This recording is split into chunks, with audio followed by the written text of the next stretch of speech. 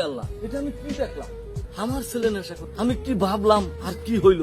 জীবনের সবকিছু বিসর্জন দিয়ে এই ছেলেটাকে মানুষ করার জন্য আমি লেখাপড়া করাইলাম, আর এই ছেলে শেষমেশ নেশাগ্রস্ত হয়ে গেল।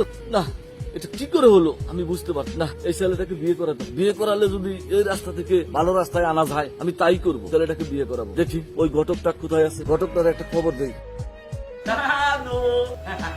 তুমি কি করতেছো? খেলতেছো? এই দেখো তোমার জন্য কত মজা নিয়ে এসেছি আমি। এই যে তোমার একটা চিপস, এই যে তোমার জন্য একটা মামা বিস্কুট, তারপরে তোমার জন্য একটা আম। দেখছো কত মজা আনছি? তুমি খালি খাবা, সারাদিন খেলবা। বোমা, ও বোমা, বোমা আসলে